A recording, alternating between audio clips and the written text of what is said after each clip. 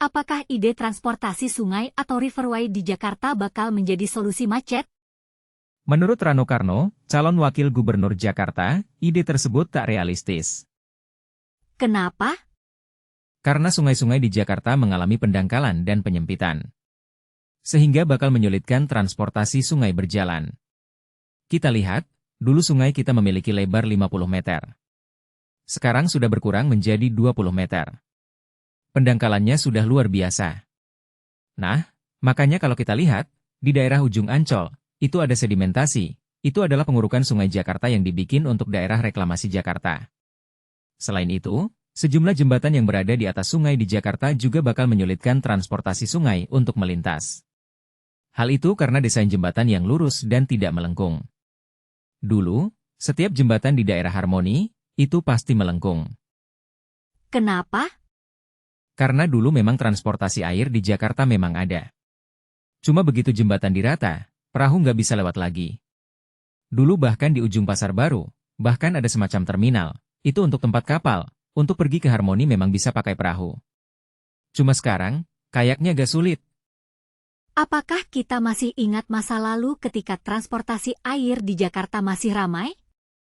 Rano Karno mengatakan, salah satu solusi mengatasi macet di Jakarta adalah dengan menambah transportasi umum dan mengurangi penggunaan kendaraan pribadi.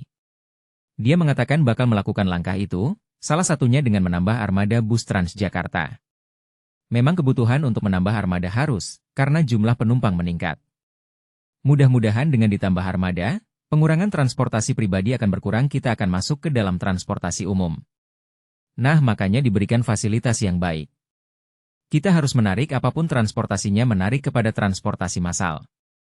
Sehingga pengendara motor dan mobil mau menggunakan transportasi umum, busway, LRT, MRT.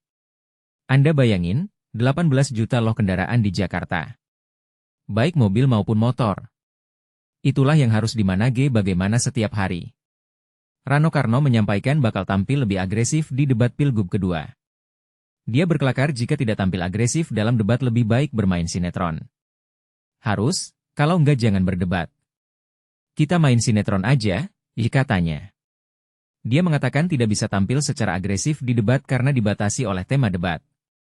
Namun Rano Karno terbuka, jika di debat berikutnya semua paslon tampil lebih agresif dan menyerang. Kita lihat di debat kedua. Kemarin Anda mesti paham tentang tema. Temanya kan SDM, tapi kalau temanya bebas ya kita lihat kita main bantai-bantaian, ucapnya. Artinya, program dia apa, kita bantai. Program kita apa, silakan dia bantai. Itulah debat. Kalau kemarin kan format sudah jelas, SDM dan kota global. Kota global itu ada kategori, ekonomi, termasuk kebudayaan. Jadi artinya nggak bisa keluar dari frame itu, jelasnya. Sebelumnya, Ridwan Kamil, RK, berjanji akan membuat riverway atau jalur sungai untuk mengatasi kemacetan di Jakarta. RK menyebut nantinya moda transportasi perahu melintasi 13 sungai di Jakarta.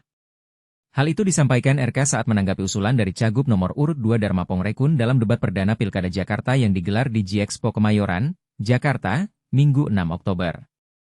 Apa pendapat Anda tentang ide transportasi sungai di Jakarta?